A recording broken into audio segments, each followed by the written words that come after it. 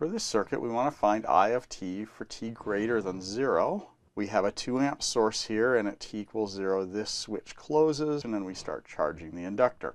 Since we want the solution for t greater than 0, let's take a look at the circuit for t greater than 0 so that the switch position doesn't confuse us. Okay, let's take a look at the circuit and see what we expect. We have one energy storage element. It's an inductor. So this is going to be a first order circuit, and more importantly, it'll be an RL circuit, which means that it's going to be described by a time constant, and the time constant is going to be the inductance L over the equivalent resistance seen by the inductor. Now, the source here is connected to the inductor during the time we're interested in, t greater than 0, because the switch is closed. We have a constant input. These two things together mean that the form of the solution is going to be I of t is some constant k1 e to the minus t over tau plus k2. Now all we need to do is find numbers for k1, k2, and tau. Now we know that tau is going to be L over Req, so let's find the equivalent resistance seen by the inductor. We have a 6 ohm resistor. We kill our sources, so this current source becomes an open circuit. We have another 6 ohm resistor, a 2 ohm resistor, and the terminals of the inductor are where we want our voltage-current relationship. This is where we find our equivalent resistance. This is all one node. This is all one node. These two 6 ohm resistors are in parallel, so the equivalent resistance for these is going to be 3 ohms. That equivalent resistance will be in series with this 2 ohm resistor, so the equivalent resistance is 5 ohms. So tau is going to be L, which is 2 henries, over 5 ohms, or 2/5 of a second. Now we're going to use initial and final conditions to find k1 and k2. So, initial conditions. And with initial conditions, we invariably rely on the fact that inductors can't change their current instantly and capacitors can't change their voltage instantly. So what we can find is the conditions at t equals 0 minus just before the switch closes. So under those conditions, we have our 6 ohm resistor. We have this 2 amp current source. This switch is in its open position. This is 6 ohms, 2 ohms. And if this switch has been open for a long time, the inductor is going to look like a short circuit. There's no energy source connected to this inductor. If there was ever any energy stored in this, it would have died off if the switch has been open for a long, long time. So this is simply going to be 0 amps. Then we use the continuity of current to say that this is going to be I at 0 plus, which gives us our initial condition. Now we can use that in this form of solution to say that I at 0 is equal to k1 e to the minus 0 over tau. So t is equal to 0 right there, plus k2. E to the 0th is 1, so k1 plus k2 is equal to I of 0, which is 0. There's one equation and two unknowns that we'll eventually use to find k1 and k2. Now, final conditions. We're going to look at this as t goes to infinity. As t goes to infinity, we have this 6 ohm resistor. The current source is connected to the energy storage element because this switch is closed. Another 6 ohm resistor.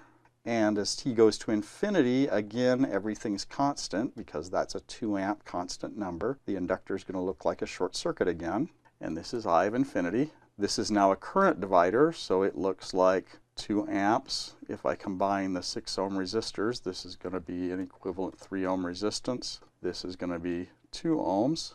And I essentially want the current through the 2 ohm resistor. So I of infinity is 2 amps times the other resistance, 3 ohms, over the sum of the two, 2 ohms plus 3 ohms, which is going to be 6 over 5 amps. Now we can use this one, again in conjunction with this equation here. So I of infinity is equal to k1 e to the minus infinity over tau plus k2. E to the minus infinity is just 0, so k2 is equal to 6 over 5 amps. So going up here, k1 is minus 6 over 5 amps.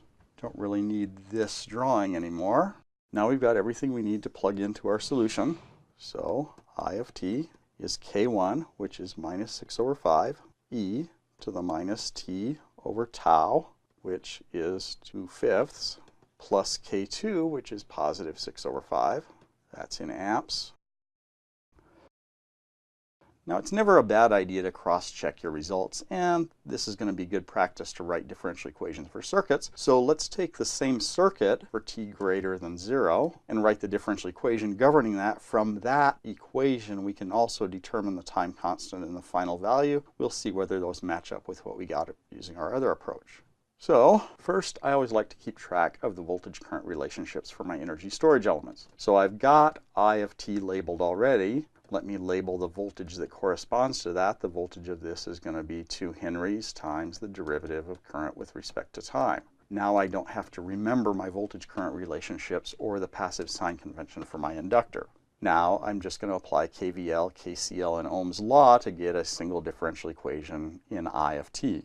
Let me start out by doing KCL up here. So if I use this as my reference, so this is 0 volts, and this voltage here is going to be V sub A. So KCL says that this current plus this current plus this current minus this current is going to be 0. So negative 2 amps plus V sub A over 6 plus another V sub A over 6. And the current in this direction is just I of t plus I of t is equal to 0. I can combine these two so that V sub A over 3 plus I of t is equal to 2 amps.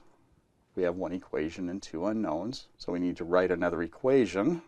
If I loop through here, so this is going to be loop 1, KVL loop 1, starting down here, minus V sub A plus this voltage, which is 2 ohms times I of t, plus the voltage across the inductor. Luckily it's written there because I planned ahead, plus 2 di by dt is equal to 0. So V sub A is equal to 2i plus 2 di dt. So combining those, this becomes 1/3 times 2i plus 2 times di by dt. Putting this in for V sub A here, plus I is equal to 2 amps. So doing a little algebra, 1/3 times 2 is 2/3 of I, plus 1i is going to be 5 over 3i, plus 2 over 3 di by dt is equal to 2 amps. There's a perfectly good differential equation. Now, probably the easiest thing to do is to check this as t goes to infinity.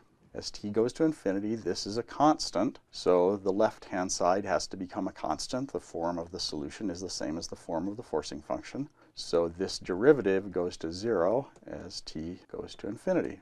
So as t goes to infinity, 5 over 3 times I of infinity is equal to 2 amps. So I of infinity is 6 over 5 amps, which very nicely checks with my previous result. I can also rearrange this to be in the form di by dt. Now this is just for t greater than 0. di dt, if I multiply through by 3/2, so plus 5 over 2i is equal to 6 over 2 amps. This term here is going to be 1 over tau. So from the differential equation, tau is going to be 2/5 of a second, which also very nicely agrees with our other results. So we have a lot of confidence that we're doing things correctly.